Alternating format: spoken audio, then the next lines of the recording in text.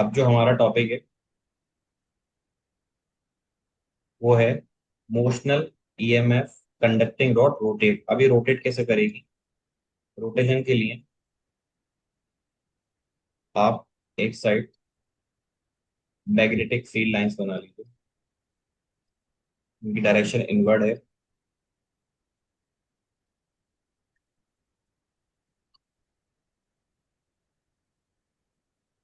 यहाँ पर एक रॉड रख लीजिएगा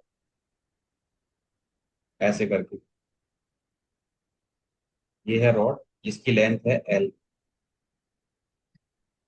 ठीक है। तो ये रॉड क्या है, जब इसको इसके अंदर रखेंगे तो ये एक तरह का रोटेशन स्टार्ट कर देगी। ये एक्सरसाइज की यहाँ के अलावा इस तरीके से मूव करना शुरू कर देगी। इसको फिक्स कर लीजिए और ये ऐसे करके रोटेट करना शुरू कर देगी। ठीक है। क्यों करेगी? क्योंकि आपने पढ़ा था जब भी मैग्नेटिक फील्ड के अंदर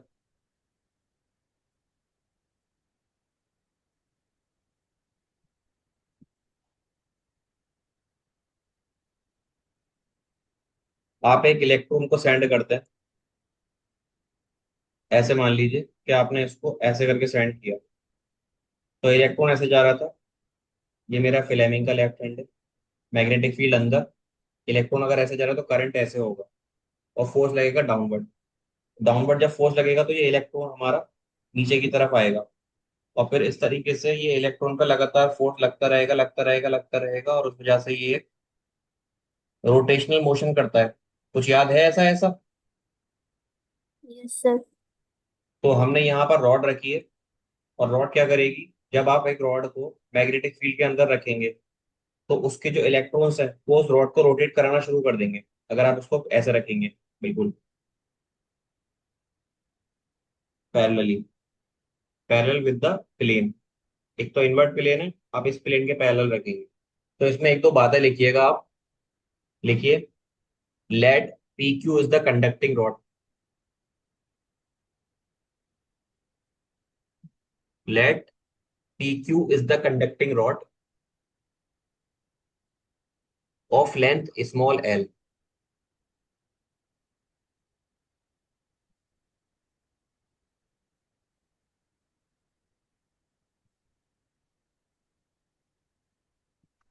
P Q is the conducting rod of length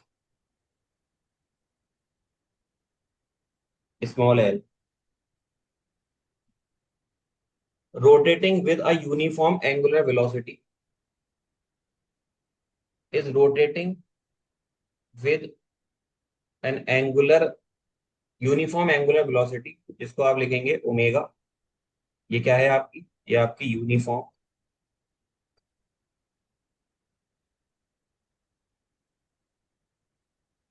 angular velocity. तो मैंने इसको यहाँ पर एक मोशन प्रोवाइड किया। इस बार मैं इसको वेलोसिटी देकर इधर नहीं ले जा रहा फोर्स दे करके। इस बार मैं इस रॉड को क्या कर रहा हूँ, इसके अंदर ही सिर्फ और सिर्फ रोटेट कर रहा हूँ। एक फिक्स एक्सिस करके मान लीजिए मैंने इसको रोटेट करना शुरू किया। किस वेलोसिटी से रोटेट हो रहा है ये? जब आपको पता है कि रोटेशन होता है तो रोटेशन में आप वेलोसिटी नहीं लोगे, आपको लेना पड़ेगा एंगुलर वेलोसिटी। ठीक है। Yes sir. ठीक है। Angular velocity in the plane of the paper, in the plane of the paper.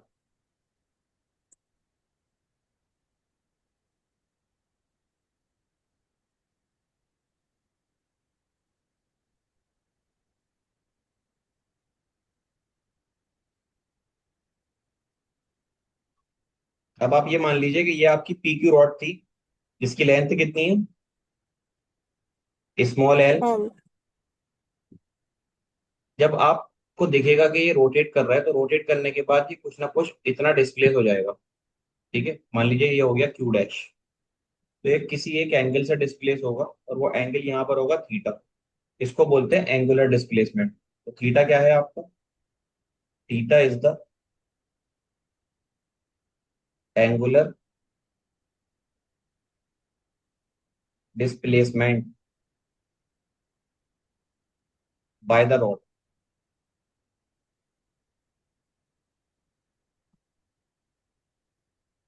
लिखा। Yes sir. अब देखिए, यहां से अगर मैं निकालना चाहूं कि ये कितना एरिया स्वेप्ट करेगा टोटल, जो रॉड है हमारा वो कितना एरिया स्वेप्ट करेगा, तो यहाँ आप लिखिएगा next point, area swept by the rod. ये एक सेक्टर बन रहा है। Yes sir. सेक्टर का फॉर्मूला क्या होता है एरिया निकालने का? वो होता है theta upon 360 into pi R square. लेकिन यहाँ पर अगर ये एल है और ये भी एल है, तो ये आपकी आर्क है। इस आर्क को आप क्या ले लीजिए, अभी के लिए आप इसको ए मान लीजिए। मान सकते हैं? Yes sir. अभी मैं इसको अगर ऐसे राइट एंगल ट्राइंगल की तरह ट्रीट करूंगा तो कोई दिक्कत नहीं होनी चाहिए ऐसे करके, क्योंकि ये ऑलमोस्ट बराबर ही है। आप इसको सिर्फ बहुत छोटा डिस्प्लेसमेंट होता है तो ये राइट एंगल ट्राइंगल मान लेते हैं, जिसमें ये क्या है हमारा, ये ए है, ये भी एल है और ये भी एल, क्योंकि यहाँ पर थीटा आ रहा है। मान लेंगे, होगा नहीं लेकिन हम उसको अज्यूम कर लेंगे कि एल और एल बराबर होगी। वैसे तो पॉसिबल नहीं है, लेकिन हमने फिर भी मान लिया। ठीक है, मान सकते हैं कि नहीं? Yes sir. एरिया यहाँ पर ट्राइंगल का क्या होगा, half into base into height. तो इसके लिए जो हाइट होगी वो ये होगी, और अगर ये हाइट है, इसका क्या मतलब हुआ, आप यहाँ पर लगाइए टेन थीटा का कॉन्सेप्ट। टेन थीटा क्या होता है? टेन थीटा बराबर होता है हमारा परपेंडिकुलर अपॉन बेस। अब टेन थीटा को मैं लिख सकता हूँ यहाँ पर,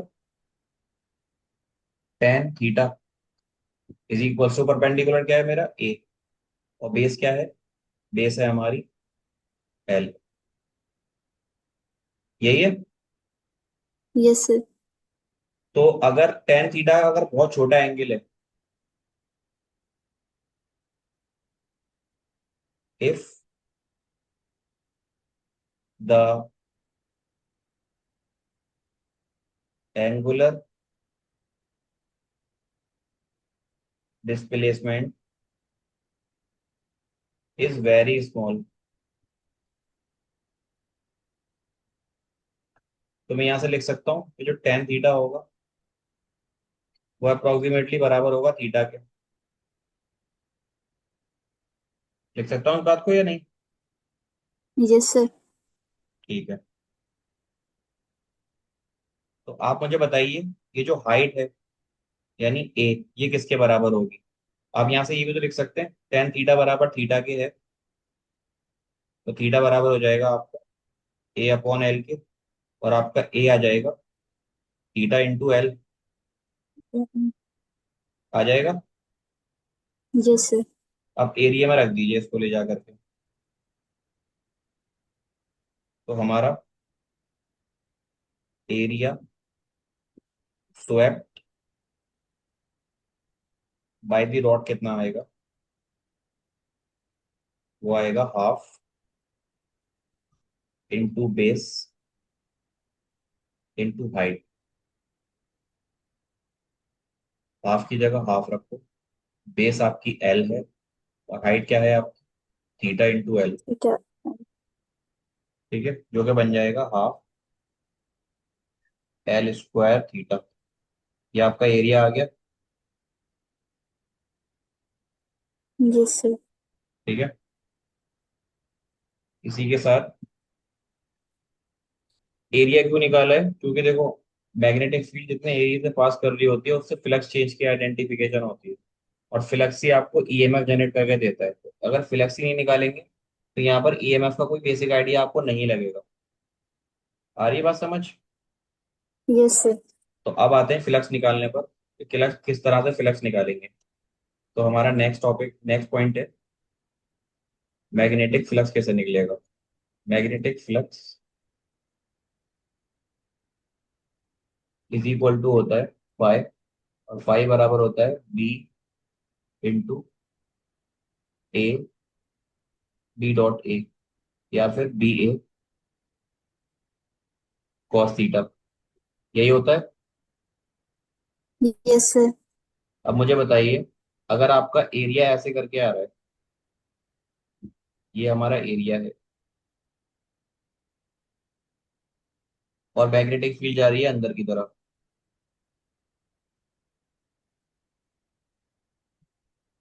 तो एरिया वेक्टर किधर जाएगा? या तो सर बाहर आएगा, एरिया वेक्टर भी मतलब यस सर पैरेलल होगा। अंदर ही जाएगा। यानी मान लो ऐसे, ये आपका एरिया वेक्टर है। तो इसका मतलब यहाँ से जो मुझे फ्लक्स लिखना है, वो सिर्फ और सिर्फ किसके ऊपर डिपेंड करेगा? बी इंटू ए कॉस 0 डिग्री। कॉस जीरो कितना होता है? 1। तो फाइव कितना आ जाएगा? बी ए के बराबर आ जाएगा। Yes sir. एरिया कितना निकाला है आप? Half L square theta. B into half L square into theta, ये आएगा। Yes sir. अब फराडे का लॉ लगाइए। According to the mister Faraday, क्या बोलते हैं फराडे ईएमएफ के बारे में? D phi over D T is equal to वो इलेक्ट्रॉन। बोलते हैं कि जो ई होता है, मैं यहाँ पर D phi over D T को पॉजिटिव ले लेता हूँ, क्योंकि मैग्नीट्यूड की बात करेंगे हम यहाँ पर, तो लिख सकता हूँ उसको। Yes sir. ठीक है, जो हो जाएगा D over D T, phi की जगह ये ऊपर वाली वैल्यू रख दीजिए, B L square theta upon 2। ये बताइए, क्या रॉड की लेंथ कभी चेंज होगी? नहीं। क्या ये जो बाहर से मैग्नेटिक फील्ड जा रही है, ये कभी चेंज होगी? No sir. मान के चलेंगे कि ये चेंज नहीं होगी, तो करंट अगर इसमें रिड्यूस हो जाएगा तब ये चेंज होगी, लेकिन अभी क्या मानेंगे कि ये कांस्टेंट है। तो जो कांस्टेंट है बाहर ले लो, डी एल स्क्वायर अपॉन 2 बाहर ले लीजिए, अंदर बचेगा d theta upon d t, यही बचेगा। Yes sir. बताइए d theta upon d t क्या होता है? फिर इलेक्ट्रोमैग्नेटिक फोर्स। नहीं। एंगुलर वेलोसिटी क्या होती है? ओमेगा। डी। ओमेगा निकालते हैं d theta upon d t से, निकालते हैं। Yes sir. तो यहाँ पर मैं क्या रखूंगा? Half B L square omega.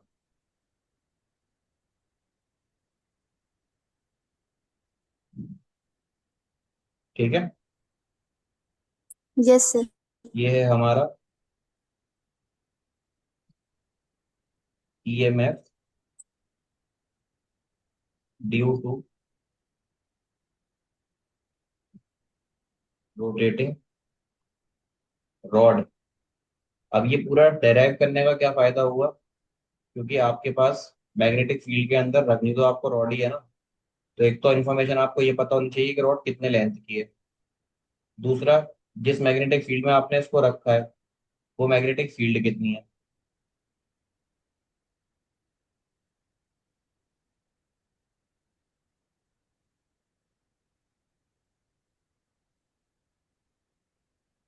और तीसरी चीज कि ये किस एंगुलर वेलोसिटी से यहाँ रोटेट कर रही है, यानी कि ये ओमेगा कितना है।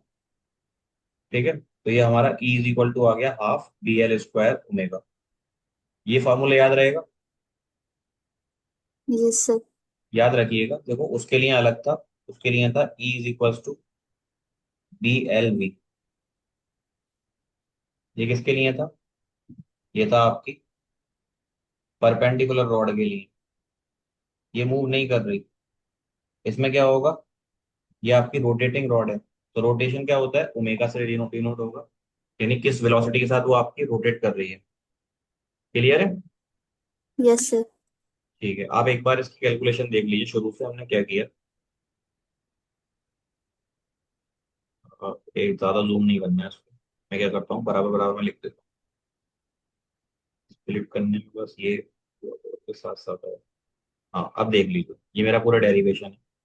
और बड़ा करूँ?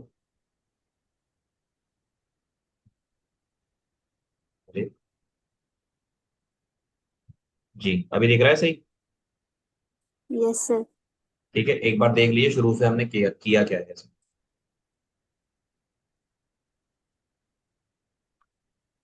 हम्म।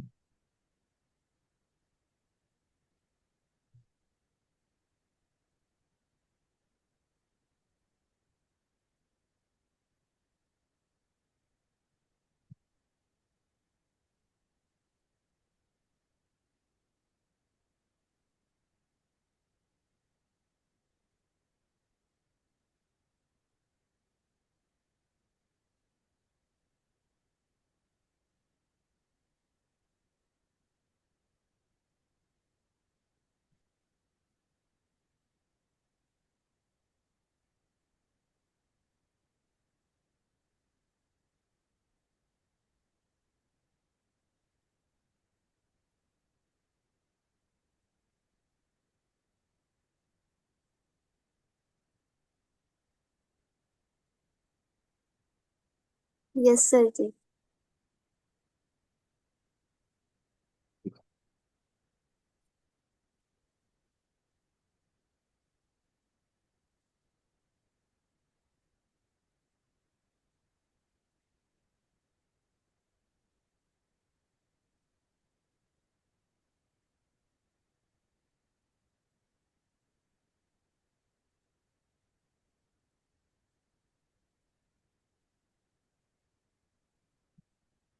अब लिखिएगा next heading, power dissipate in a conductor.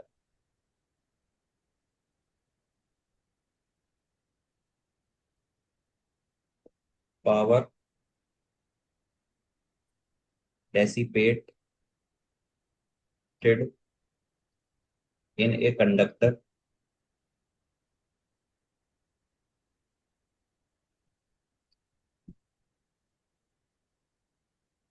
Moved in a magnetic field.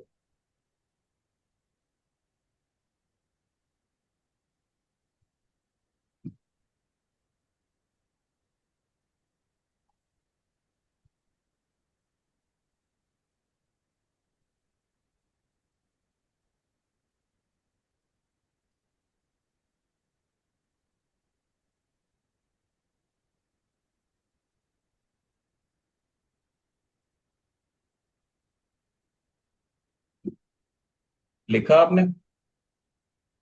Yes sir. ठीक है। अब इस तरह के डायग्राम हम लगातार जब जब जरूरत पड़ेगी तो बनाएंगे कि इस तरीके से मैग्नेटिक फील्ड जा रही है अंदर की तरफ मेरी साइड से।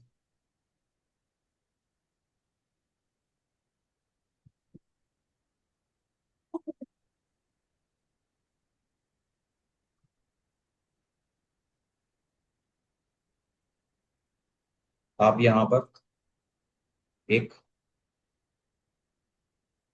कॉइल ले लो, लेकिन उस कॉइल में एक चीज ध्यान रखना, उस कॉइल में आपको एक स्ट्रिप लेनी है जो काफी रिलायबल है।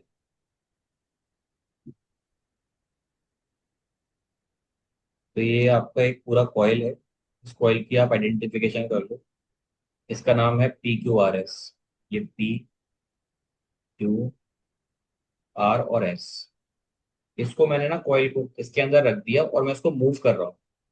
तो मूव करने से क्या होगा, मैं इसको ऐसे करके मूव करूंगा तो इसके अंदर पावर डेसिपेट होगी। तो वो पावर का फॉर्मूला क्या होगा? ठीक है। तो इस पूरी कॉइल के लिए ना मालूम करके मैं सबसे पहले क्या करूंगा, वन बाय वन चीजों को पता करूंगा।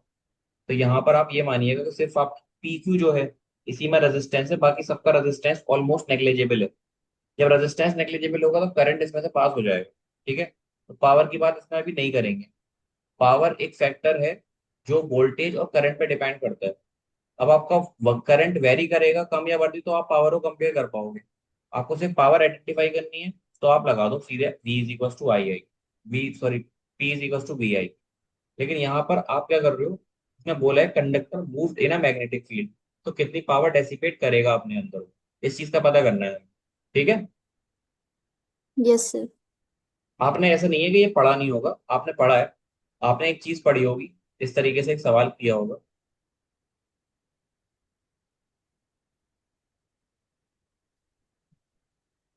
कि ये आपके पास मैग्नेटिक फील्ड लाइंस है, इसमें आपने लेकर एक long straight current carrying conductor रख दिया।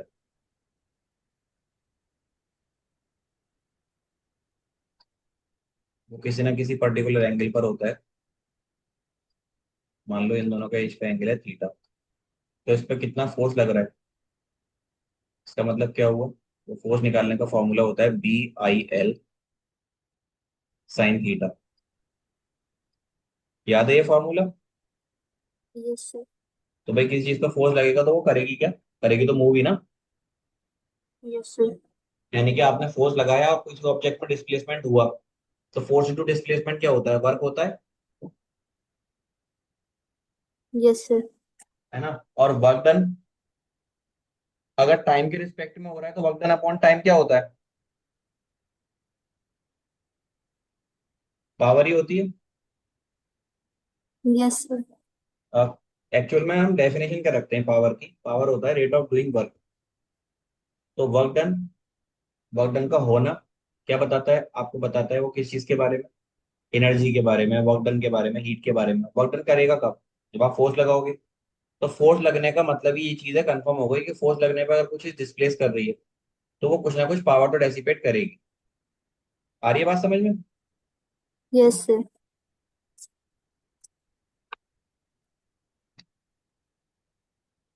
आपको इस मार्कर को भी उठा के इधर इधर से रख रखा होगा इधर की साइड।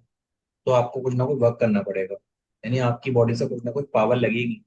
तो उस पावर की कैलकुलेशन करनी होती है। आपने देखा होगा मेट्रो सिटीज में जब हम जाते हैं, जहाँ पे मेट्रो बनी हुई है, या शायद अलीगढ़ में भी हो, कहीं कहीं पर मॉल्स वगैरह में लगा होता है, जो सीढ़ियां बनी होती हैं, आजकल उन सीढ़ियों के साइज के अकॉर्डिंग वहां पर पोटेंशियल एनर्जी कितनी लग रही है आपकी, तो वो एक मिनिमम अमाउंट लिख देता है। बेसिकली वो कैलोरी कितना आप बर्न कर रहे हो वो लिखा होता है। तो एक सीढ़ी पे करीब 1.7, एक छोटी छोटी पतली पतली सीढ़ियां होती है ना, तो उन पर 1.7 कैलोरी के आसपास आप गेन करते हो। तो अगर आप 12 सीढ़ियां चढ़ोगे तो आप टोटल मिलाकर 14-15 के अराउंड कैलोरीज बर्न करो। इस तरीके से मतलब उस पर लिखा होता है कि आप इतने चढ़े। वो लिखते क्यों हैं? क्योंकि आजकल सारे लोग वो क्या करते हैं, वो लग जाते हैं एस्केलेटर पर। वो चाहते ही नहीं है कि हमें ऊपर जाना है तो हम सीढ़ियों का यूज करें। क्योंकि भाई आपका 10 सेकंड तो बचेंगे ही, लेकिन फिर भी क्या है ना कि आपकी हेल्थ काम करती रहेगी। 10 सेकंड लगेंगे आपके एक्स्ट्रा, 10-15 सेकंड लग सकते हैं, लेकिन आपकी हेल्थ भी तो एडवर्स करेगी ना। लेकिन आदमी चाहता नहीं है उसको करना। तो आप देखिएगा जगह जगह लगे रहते हैं ये वाली चीजें। तो हम पावर की बात करते हैं, किस तरीके से हम पावर कैलकुलेट करेंगे। इसका कैलकुलेशन और डेरिवेशन बहुत इजी है। थोड़ी थ्योरी वाला पार्ट जो है आप वो लिख लीजिए पहले। तो आपने ये बनाया जो मैंने ये लिखा है? नो सर, अभी नहीं लगा। चलिए बाद में बना लीजिएगा। इसकी जगह छोड़कर तकरीबन शुरू के कुछ जगह छोड़ दीजिए, उसके बाद कुछ पॉइंट लिखिएगा आप। लिखिएगा let small R is the resistance of, small R is the resistance of movable arm,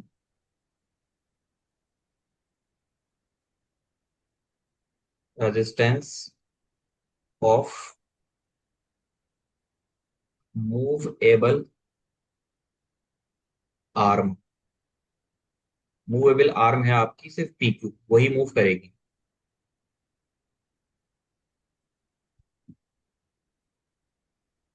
of the rectangular conductor PQRS, of the rectangular conductor PQRS। तो आपकी इस पूरे कंडक्टर में सिर्फ एक ही आर्म है जो मूव कर रही है, और वो कौन सी है? PQ, यानी ये वाली आर्म, यही मूव करेगी सिर्फ। ये बाकी तीनों आर्म मूव नहीं करेंगी। नेक्स्ट पॉइंट लिखिएगा,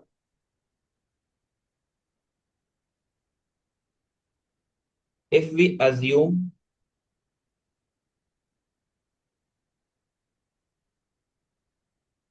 if we assume that the resistance of arm,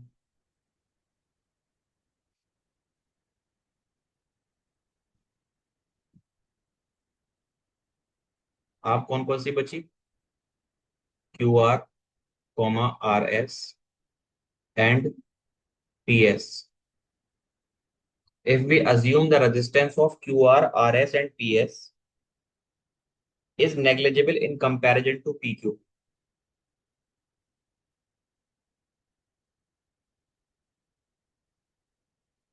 in comparison to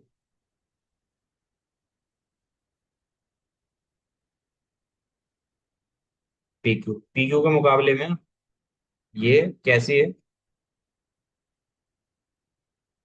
इन सब के रेजिस्टेंस इसका इसका इसका तीनों का बहुत बहुत लो है, तो सिर्फ और सिर्फ रेजिस्टेंस इसी का होगा जो आपकी PQ है।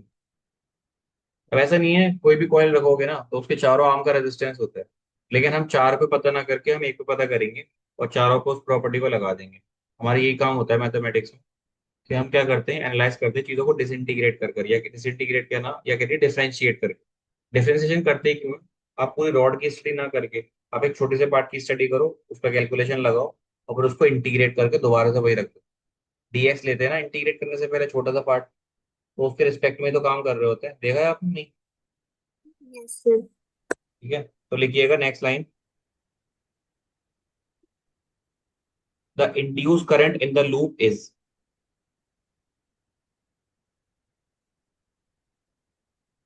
The induce current in the loop is, ये जो आपकी लूप है इसमें तो रेजिस्टेंस है ही नहीं, तो रेजिस्टेंस सिर्फ इसमें होगा। अब इस रेजिस्टेंस की वजह से आपको जो देखना है इसमें इंड्यूस करंट कितना होगा। इंड्यूस करंट होता है I, I V is equal to I R होता है, तो आई इज इक्वल टू हो जाएगा आपका we upon are.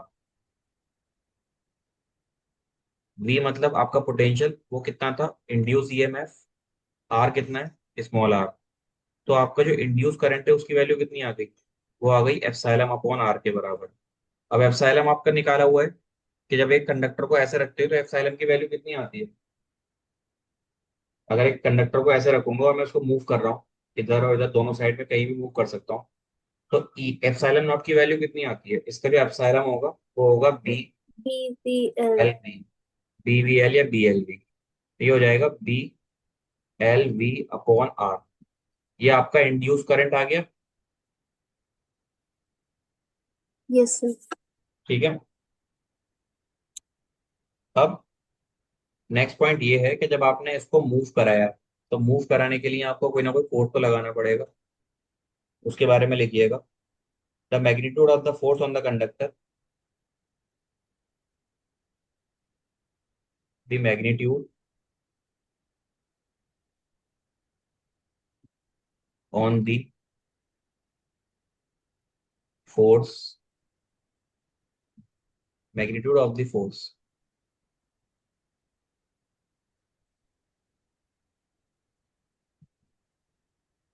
On the conductor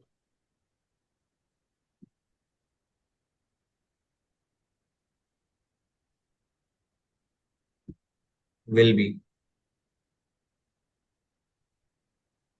भाई आप मुझे खुद बताएंगे इसका आंसर कि आपकी मैग्नेटिक फील्ड अंदर जा रही है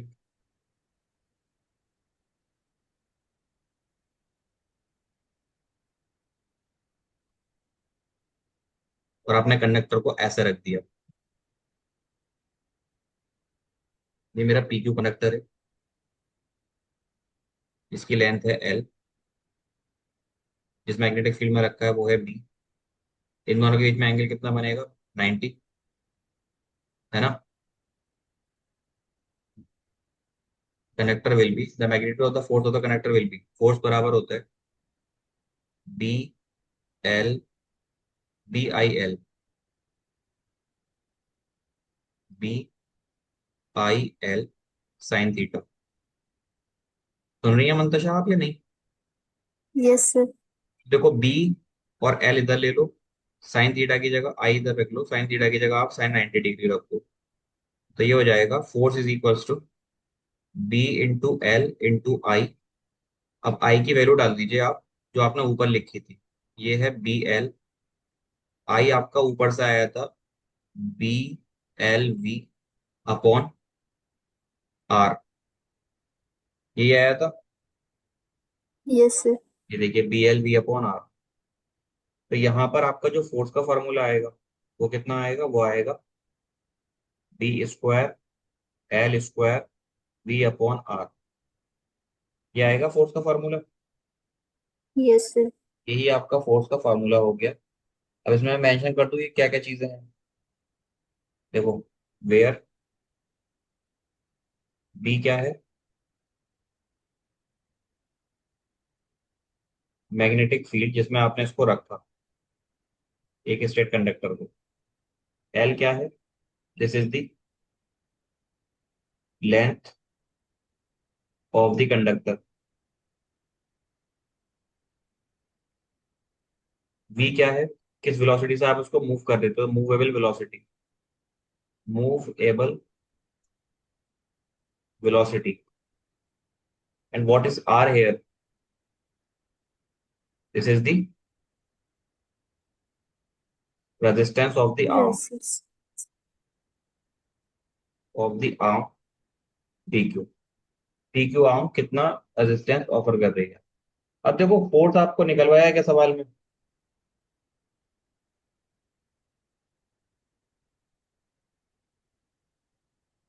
क्यों भाई। Yes sir. फोर्स तो नहीं निकलवाया ना, हेडिंग क्या थी। Sir magnitude of force. नहीं, पावर है, मेन हेडिंग तो पावर है ओ आप। Yes sir. जी। तो फोर्स निकाला है, क्यों निकाला है, क्योंकि फोर्स की पावर में रिक्वायरमेंट होती है। अब इसका फॉर्मूला ध्यान रखिएगा, B square L square V upon R. कई बार डायरेक्ट फॉर्मूले से क्वेश्चन, फॉर्मूले से भी आ सकता है, फोर्स के फॉर्मूले से। तो देखे घबराना नहीं है। अब लिखिएगा, जो आपने फोर्स देखा उस पर क्या होगा। हम बात करते हैं डायरेक्शन की। Direction of the force is opposite to the velocity, is opposite to the velocity. आप फ्लेमी लेफ्ट हैंड रूल लगा के देखिएगा, ऐसे मैग्नेटिक फील्ड अंदर की तरफ। ये मेरी लेफ्ट हैंड की सेंट्रल फिंगर है। मान लो करंट ऊपर जा रहा है, तो फोर्स किधर आएगा, बाहर की तरफ, क्योंकि वेलोसिटी तो आप इधर कर रहे थे। जब आप उसको इधर की तरफ खींचोगे तो फोर्स लगेगा इधर। ये कुछ कुछ कॉन्सेप्ट याद आ रहा है आपको, मैग्नेट में और कॉइल में पढ़ाया था मैंने। जब आप दूर ले जाएंगे तो यस क्या सर। होगा, वो उसकी तरफ जाने की कोशिश करेगा, तो आपका अट्रैक्टिव फोर्स आएगा। ठीक है। Yes sir. ठीक है। तो आपने डायरेक्शन जो लिखी है फोर्स की, कैसे अपोजिट इन द वेलोसिटी। ठीक है। वेलोसिटी किसकी, यस सर। कंडक्टर। अभी देखिए, फॉर्मूला क्या होता है बेसिकली। बेसिक फॉर्मूला जो होता है आपका फोर्स का, वो तो आपने लिख लिया। वो कितना था, F is equals to B square L square B by R. And अगर मैं फोर्स के साथ आगे बढ़ता हूं तो मैं निकालूंगा क्या है इसकी, पावर। Yes sir. ठीक है। तो आपको याद है पावर क्या होता है, पावर बेसिकली होती है रेट ऑफ डूइंग वर्क।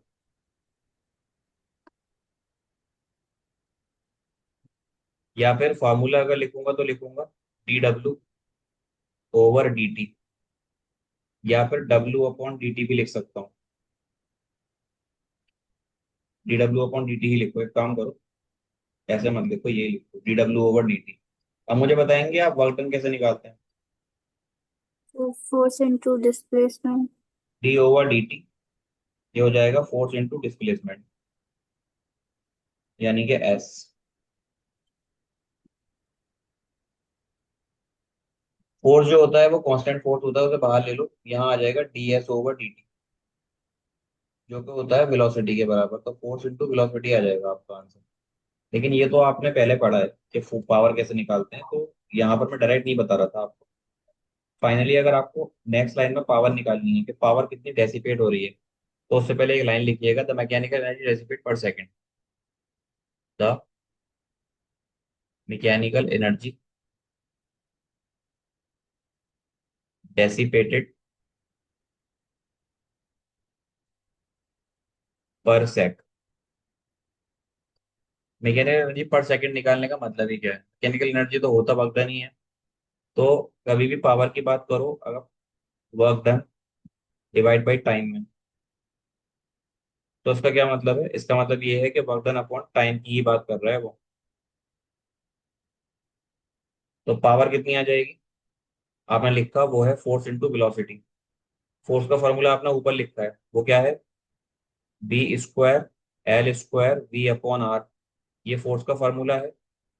और यहाँ पर आपको वेलोसिटी से मल्टीप्लाई कर देना है। तो जो हमारी पावर है वो कितनी आएगी?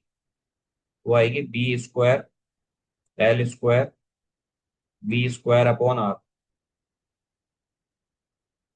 इतनी आएगी। Yes sir. पावर तक किस तरीके से पहुंचे हम, समझ में आया आपके?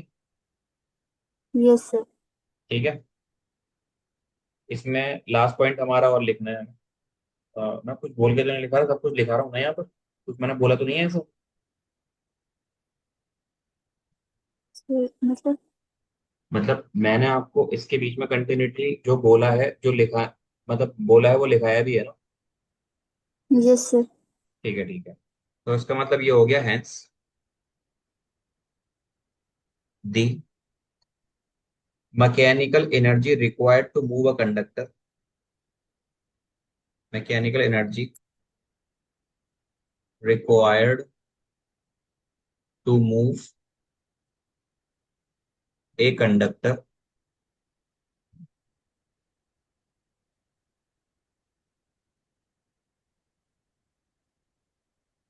Can be converted into, can be converted into the electrical energy.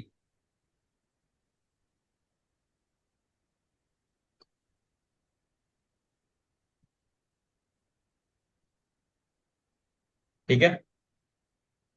अब देखिए, यस सर। अगर आपको यहाँ पे लिखना है कि आपको बताना है कितनी हीट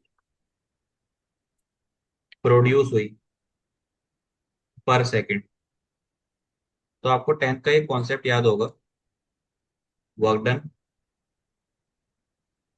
एनर्जी और आपका हीट। ये तीनों ऑलमोस्ट सिमिलर होती हैं क्योंकि इनकी यूनिट होती है जूल। तो हीट प्रोड्यूस पर सेकंड का मतलब भी क्या है? वो पावर की ही बात कर रहे हैं। तो पावर का फॉर्मूला क्या हो जाएगा? B square L square B square upon R. आज का हमारा समरी देख लेते हैं। एक फॉर्मूला हमने ये पढ़ा है, एक फॉर्मूला हमने पढ़ा था फोर्स का। फोर्स का आपने बेसिक फार्मूला तो पढ़ा है, बी आई एल। लेकिन यहाँ पर जो फार्मूला फोर्स का आपका कन्वर्ट होकर आया है, वो आया है B square L square V upon R. B square L square V upon R. तो ये तो आपको दोनों डेरिवेशन समझ में आए आज के? Yes sir. ये पावर का है। अब आपकी मीटिंग ओवर हो जाएगी, तो मंतशा मैं इतना ही रखूंगा।